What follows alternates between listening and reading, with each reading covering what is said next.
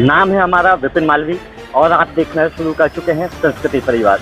किसान नेता एवं कृषि मंत्री कमल पटेल ने दिल्ली हिंसा की कड़ी आलोचना करते हुए कहा कि ये किसानों के नाम पर देश विरोधी ताकतों का तांडव था जिसे माफ नहीं किया जा सकता। कृषि मंत्री कमल पटेल ने प्रधानमंत्री नरेंद्र मोदी से घटना की उच्च स्तरीय जांच कर दोषियों के खिलाफ कड़ी कार्यवाही की मांग की है। दिल्ली में गणतंत्र दिवस के अवसर पर किसानों की ट्रैक्टर मार्च को अनुमति मिलने के बाद भी जिस तरह की अराजकता और हिंसा हुई उसे लेकर देश भर में कड़ी प्रतिक्रिया व्यक्त की जा रही है। मध्य प्रदेश के कृषि मंत्री एवं किसान नेता कमल पटेल ने कहा कि किसानों की आड़ में देश विरोधी ताकतों ने तांडव मचाया, ये लोग किसानों का भला होते नहीं देख पा रहे। कृषि मंत्री कमल पटेल ने कहा कि कृषि कानूनों से किसानों को वे फायदा भी मिलेगा जो अब तक केवल शहरी और व्यापारी उठाते रहे हैं। आजादी के बाद पहली बार किसानों के लिए स्वामित्व योजना लाई गई तथा 3 कृषि कानून लागू किए गए हैं। मंत्री कमल पटेल ने कहा किसान फसल उगाने तक सीमित था, लेकिन अब कृषि उत्पाद स्वयं तैयार कर MRP पर बेच सकता है। कृषि मंत्री कमल पटेल ने कहा कि अब तक किसानों को ये सुविधा नहीं थी, इसलिए वे केवल फसल उगाने और बेच देने तक सीमित थे। किसानों को उनकी उपज का पर्याप्त दाम नहीं मिल रहा था, इसलिए खेती लाभ का धंधा नहीं बन पा रही थी। 3 नए कृषि कानूनों और प्रधानमंत्री स्वामित्व योजना से किसानों को अब खेती के साथ व्यापार करने का अवसर मिलेगा, जिससे उनकी आय बढ़ेगी और देश का किसान समृद्ध होगा। कृषि मंत्री कमल पटेल ने कहा कि किसानों के फायदे बौखलाई कांग्रेस, कम्युनिस्ट, आपसे जुड़ी देश विरोधी ताकतों ने किसानों को बहकाकर आंदोलन शुरू कर दिया और दिल्ली में किसानों के नाम पर जो उत्पात मचाया वे निंदनीय है। ये घटना माफी के योग्य नहीं है। मंत्री कमल पटेल ने प्रधानमंत्री नरेंद्र मोदी से घटना की उच्च स्तरीय जांच करवाकर दोषियों को कड़ी सजा दिए जाने की मांग की है।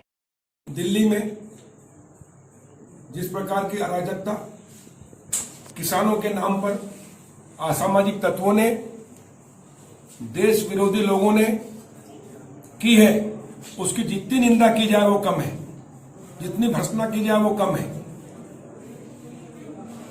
क्योंकि हमारा किसान भोला भाला है, उसको भड़काकर और उसको बदनाम करने के लिए देश विरोधी लोगों ने आज तांडव किया है दिल्ली में। इसकी आशंका पहले से ही थी और कुछ किसानों के नाम पर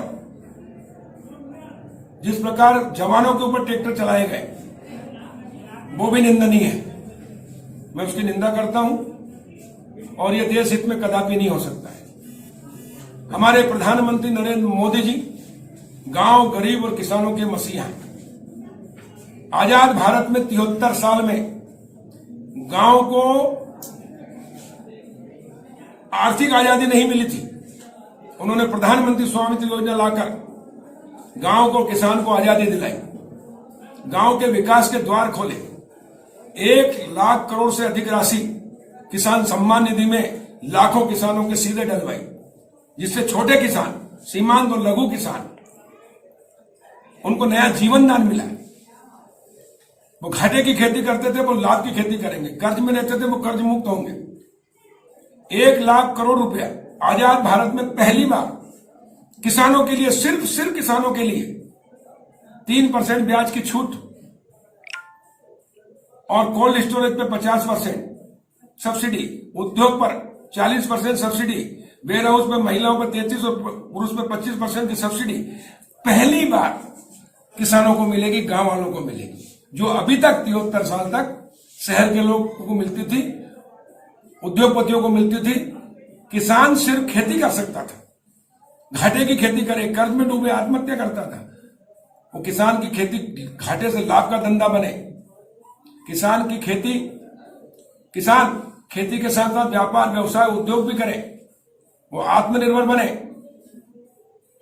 इसलिए मोदी जी ने 2022 तक किसान की आय 2 गुना करने का संकल्प लिया है और उसलिए 3 कृषि कानून और स्वामित्व योजना लेकर आए हैं, जिससे किसान के और गांव के विकास के द्वार खुलेंगे, तकदीर और तस्वीर बदलेगी, दशा और दिशा बदलेगी। लेकिन जो लोग नहीं चाहते कि देश मजबूत हो, किसान आत्मनिर्भर हो, खेती की घाटे का धंधा लाभ का धंधा बने, उन लोगों ने किसानों को भड़काया। उसमें विरोधी पार्टियां, कांग्रेस, कम्युनिस्ट, आप जैसे दुनिया भर की जितनी पार्टियां हैं वो सब उसमें जिम्मेदार हैं। और उन्हीं लोगों ने आज ये हिंसा की है। और इसलिए मैं प्रधानमंत्री जी से मांग करता हूं कि इसकी पूरी जांच होनी चाहिए और जो इस हिंसा में है और जिनके पीछे हाथ है उन सब के खिलाफ कठोर से कठोर कार्रवाई होनी चाहिए, ताकि इस प्रकार देश को कमजोर देश और किसानों को बदनाम करने का जो काम करा रहे हैं उनको सजा मिल सके। एक बाज ऊपर एक आ गया गुरु का पद वाहिगुरु।